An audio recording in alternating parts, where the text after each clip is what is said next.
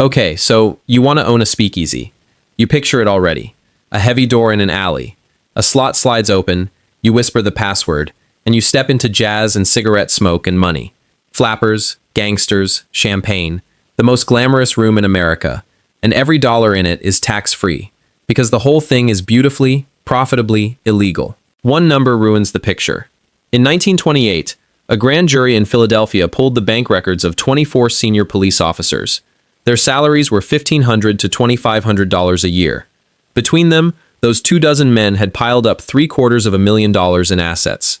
That money came from somewhere. It came from you. Before you have poured a single illegal drink, you need to understand that in this business, your biggest supplier isn't the bootlegger. It's the police department. The liquor was never the business. The protection was. And nobody teaches you this. You can sit through 12 years of school and never learn how an entire illegal industry, 32,000 bars in one city, ran in plain sight for 13 years, who actually got paid, and why the smartest operators treated bribery not as a risk, but as their single most important line item. So let's build one speakeasy from scratch, using the real numbers from the real clubs, and follow every dollar from the alley door to the police captain's pocket. Because by the end, you'll see that a speakeasy was never really a bar. It was a machine for converting police corruption into champagne, and you'll make 3 decisions that decide whether you get rich, get raided, or get killed. Start with the law, because the law is the whole opportunity. On January 17, 1920, the 18th Amendment and the Volstead Act made it illegal to manufacture, sell, or transport alcohol in the United States. Overnight, thousands of legal saloons, in New York City alone, around 15,000 of them, were shut down. An entire, enormous legal industry was simply switched off. But here is the thing. Every economist understands, and every prohibitionist forgot. Banning a product that tens of millions of people still want does not destroy the market. It hands the market, tax-free, to whoever is willing to break the law. Demand didn't vanish. By the end of the decade, Americans were drinking their way back to 60 or 70% of what they drank before the ban. The customers were all still there. They just needed a new door to knock on. And they got one. Those 15,000 legal saloons in New York were replaced by an estimated 32,000 illegal ones. Read that again. Prohibition didn't close the bars. It doubled them. And the scale of it is almost impossible to overstate. Philadelphia, a city of 2 million people, was carrying as many as 16,000 speakeasies. New York, 32,000. These were not hidden in the way we imagine. They were an open secret, so numerous and so normal that the police could not have closed them even if every officer had wanted to, which of course they did not. The law was on the books, but the city ran on ignoring it, and everyone from the beat cop to the mayor's office had quietly priced that in. When a law is broken by that many people, that openly, it stops being a prohibition and becomes a toll. And someone always collects the toll. So here is the reframe, and it's the opposite of what the alley door suggests. You are not opening a bar despite the law. You are opening a bar because of the law. The prohibition that was supposed to destroy your business is the single thing creating your profit margin, because it removed every legal competitor and every tax, and replaced them with one new cost you can control, the cost of not getting caught. Which brings us to what it actually takes to open. And here the speakeasy splits into 2 completely different businesses, which is your first decision. The first kind, the blind pig. A back room, a basement, a rented flat, cheap furniture, a plank on 2 barrels, homemade liquor, a lookout at the door. Almost no capital. The Jenna brothers in Chicago armed an entire neighborhood of these. They handed hundreds of poor families in Little Italy a 1-gallon copper still, supplied the corn, sugar, and yeast, and paid each household $15 a day to cook alcohol in their kitchens. $15 a day, when a legitimate factory job paid maybe 4 or 5. The blind pig is cheap, it's everywhere, and it's the most disposable business in America. When it gets raided, you lose a plank, 2 barrels, and a day. The second kind, the club. The 21 Club in New York is the one that survived, so we can see its actual books through history. Cousins Jack Kreenler and Charlie Burns started small in 1922. A Greenwich Village place called the Red Head, opened to pay their night school tuition. Jack was a pharmacy student. Charlie was at NYU's business school. They moved the operation 3 times, learning each time, until they landed on West 52nd Street. And what they built there tells you exactly where the money in a top-tier speakeasy really went. After a bad raid in 1930, They hired an architect, a real architect, for a criminal enterprise, to build a fortress disguised as a townhouse. A camouflage door, a bar wired so that at the push of a button, the shelves would tip and every bottle would slide down a chute, smash, and drain into the city sewer before an agent reached the top of the stairs. And best of all, a 2.5-ton concrete door, disguised as a brick wall, hiding a wine cellar, built in the basement of the building next door, so that legally, the liquor wasn't even on their property. It worked. After 1930, they were never caught again. Stop and see what that money bought. They did not spend a fortune on the bar. They spent it on the ability to make the evidence disappear. In a legal business, your capital buys inventory and fixtures. In this business, your capital buys deniability. The most expensive thing the most successful speakeasy in America ever built was a wall to hide the product from the government. And the disguise itself was a cost, and a clever one. Because the operator had to hide in plain sight, speakeasies took over the shells of legitimate businesses. Basements, back rooms, and fronts that looked entirely innocent from the street. Soda shops, funeral parlors, ordinary storefronts with a second life behind a false wall. That front was not just camouflage. It was often a real, functioning business that paid the rent, laundered the appearance, and gave the whole operation a legal reason to exist at that address. You were, in effect, running two businesses stacked on top of each other. A money-losing or break-even legal front on the ground floor, and the real, illegal profit center hidden behind it. The rent you paid was for a location, but what you were really buying was an alibi with a lease. So, first decision. Do you run a blind pig, cheap, disposable, and you rebuild after every raid? Or do you build a club, sink real capital into concealment, and bet that your fortress and your connections keep you standing? Hold your answer, because the choice determines who your real business partner has to be. Now, where does the liquor come from, and what does it actually cost? Because the markups here are the stuff of fantasy, until you see what eats them. Follow the Jenna Brothers product. That alcohol cooked in Little Italy kitchens cost them all in between 50 and 75 cents a gallon. They sold it to speakeasies for $6 a gallon. That is roughly a tenfold markup, and it happens before your speakeasy adds a single cent of its own margin on top by the glass. And the $6 gallon was the respectable end of the supply chain. Below it was an even cheaper and far darker option. Industrial alcohol, denatured, deliberately poisoned by the government to make it undrinkable, then renatured by amateur chemists who did not always succeed. This is why a Philadelphia coroner could record 10 to 12 deaths a day from bad liquor at the peak. For you, the operator, that is not just a human tragedy. It is a business decision with a body count. Cheap product widens your margin and can kill your customers and bring the heat down on your door. Good product, real imported spirits, costs many times more but keeps your clientele alive, loyal, and rich. The quality of what you pour is, quietly, one of your most important economic choices, and it maps directly onto which clientele you can serve and how long you last. On paper, this is the best business in the history of the world. Buy a product for $6 a gallon that you can pour into 100+ drinks and sell each one for the price of a decent meal, to a room full of people who legally cannot buy it anywhere safer. The gross margins make a modern software company look poor. So why wasn't every speakeasy operator a millionaire? Because of the ruling number of this entire business, the one figure that governs all the others. It is not the price of liquor, and it is not the price of a drink. It is the cost of protection as a share of your revenue. Because that tenfold markup is not really profit. It is a fund. And out of that fund, before you keep a dollar, you pay the people who allow you to exist. You pay the beat cop to look the other way. You pay the police captain above him. You pay the ward boss and the politician above him. You pay the bootleggers syndicate for the right to buy their product and operate in their territory. And that price is not negotiable, because the enforcement mechanism is a gun. And you pay, in a way, for the raids that still happen anyway. The confiscated stock, the smashed bar, the fines, the nights closed. And the corruption ran so deep that the line between the police and the bootleggers sometimes disappeared entirely. Consider Roy Olmsted. He was a lieutenant in the Seattle Police Department, one of the youngest in the city, and he watched, from the inside, exactly how much money was flowing past him to the men he was supposed to be arresting. So he quit the arithmetic and joined it. He became known as the king of the Puget Sound bootleggers, running liquor down from Canada on such a scale that he and his Canadian wife started their own radio station, on which she read coded children's bedtime stories to signal his rum-running boats. A serving police officer looked at the economics of this business, decided the money was on the wrong side of the badge, and switched sides. That is the clearest possible statement of where the profit actually sat. Not with the people selling drinks, and not with the people enforcing the law, but with the people who controlled the space in between. The Philadelphia grand jury showed you the scale of it. 24 officers, $750,000. A city of 2 million people carrying as many as 16,000 speakeasies.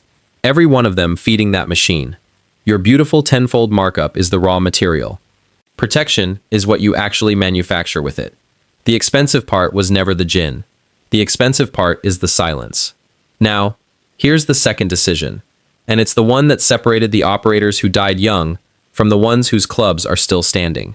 You cannot buy good liquor legally. So who do you get it from? Option 1.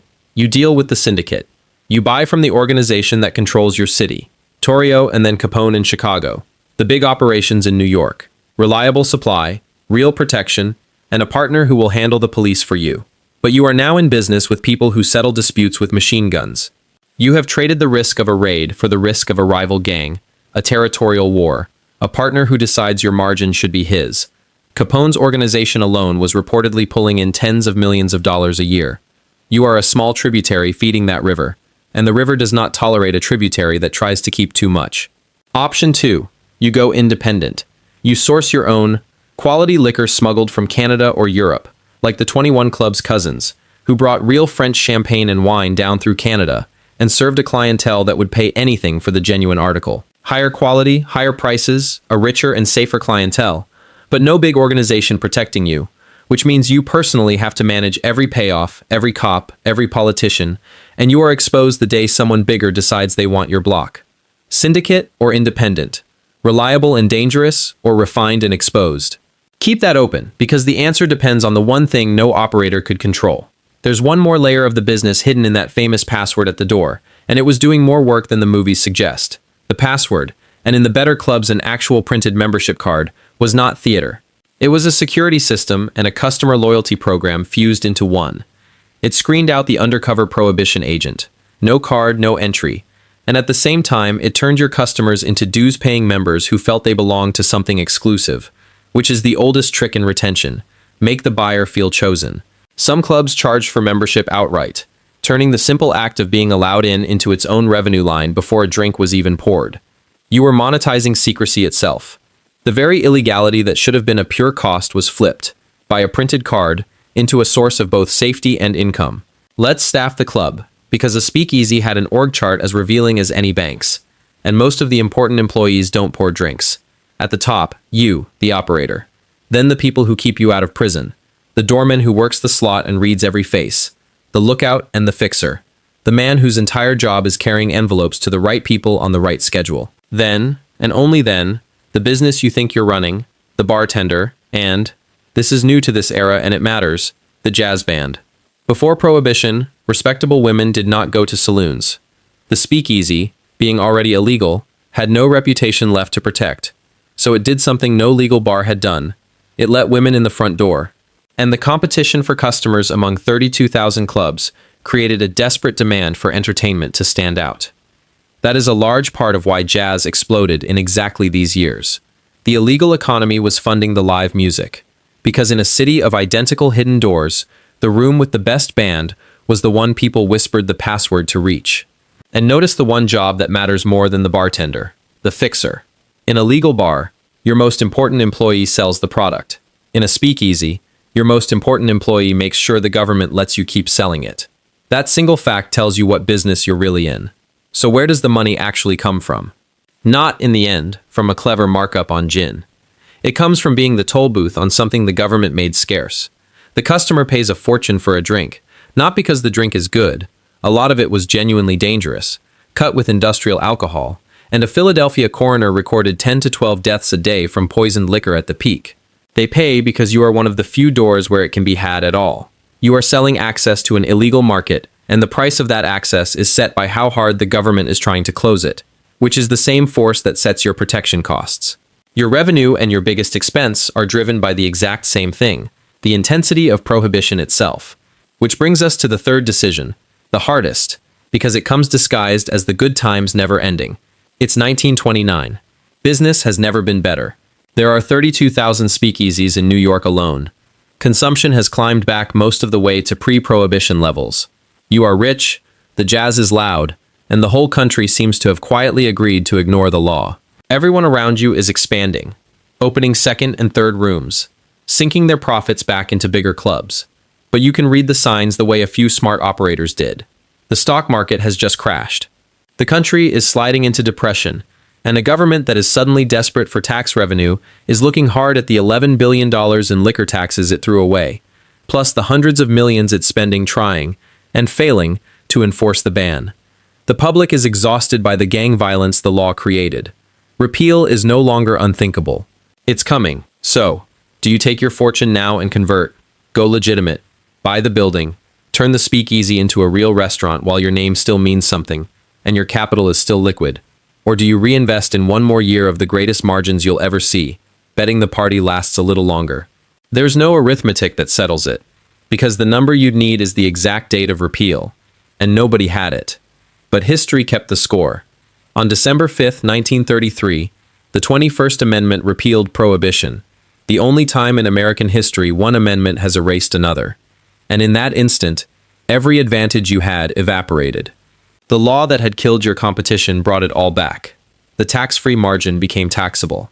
The tenfold markup collapsed to a normal bars. 32,000 speakeasies, whose entire business model was the ban, had to become ordinary, legal, low-margin bars overnight. Or close. Almost all of them closed. The one everyone still knows, the 21 Club, is famous precisely because it was the rare speakeasy that turned itself into a legitimate restaurant and survived. Its secret cellar kept not to hide liquor, but to store wine for presidents. The operators who got rich and got out became restaurateurs and businessmen. The ones who bet on one more year of the party were left, at the bottom of the depression, holding a business whose only product was now legal, cheap, and taxed. Now run the 2 years every operator eventually lived. The year it works. It's the mid-1920s. Your club is established, your fixer keeps the right people paid, your supply is steady, and the room is full every night of people who cannot drink anywhere safer and will pay almost anything to drink here. Your liquor costs you a fraction of what you charge for it. Your rent buys you an alibi. Your protection is expensive but predictable. A known line item you budget for like any other. What's left after the envelopes is a tax-free fortune. And in a good year, a well-run club could make its owner richer than almost any legal business on the same street. Because you have no legal competitors and pay no taxes. That is the year that built the legends. The year it doesn't. A rival syndicate decides your block is theirs. Or a reform-minded prosecutor you can't buy gets appointed, and the payoffs stop working. Or a raid finally catches you with the evidence still on the premises, and the fines and the closure and the confiscated stock land all at once, while your protection costs, your rent, and your syndicate obligations do not pause just because your doors are shut. Every reliable cost in this business is fixed and ongoing. Every source of income depends on staying open and staying favored. The moment the protection fails, the machine runs in reverse, and it runs fast. So here is the whole business, in 4 numbers. Cost to open the doors, almost nothing for a blind pig. A still, some sugar, a back room. But for a club that lasts, the real capital goes not into the bar but into concealment. The false walls, the chutes, the 2.5-ton hidden door. The number that rules it, protection as a share of revenue. Your liquor might carry a tenfold markup, but that margin is a fund you spend on police, politicians, and the syndicate. 24 Philadelphia officers alone banked $750,000 of it. Where the money actually is, not the gin. You are a toll booth on a market the government made scarce, and your most important employee is not the bartender. It's the fixer who keeps the law paid. Survival odds, tied entirely to the ban itself. Prohibition created your fortune on January 17, 1920, and destroyed it on December 5, 1933. And the only operators who kept their money were the ones who saw the second date coming. So if you do slide open that slot and let them in, remember what you actually bought. You didn't buy a bar. You bought a 13-year window, opened by one law and slammed shut by another, in which the government itself was your business partner. First by banning your competition, then by taking its cut in cash through every cop on your payroll. Get it right, and you walk out a legitimate restaurateur when the music stops. Get it wrong, and you're a smashed bar in a raided basement, holding a product that just became legal and worthless on the same afternoon.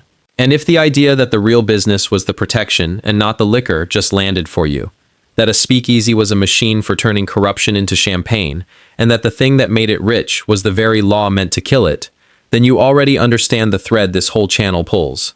The same idea explains businesses 400 years apart. Subscribe, and you'll get the next one.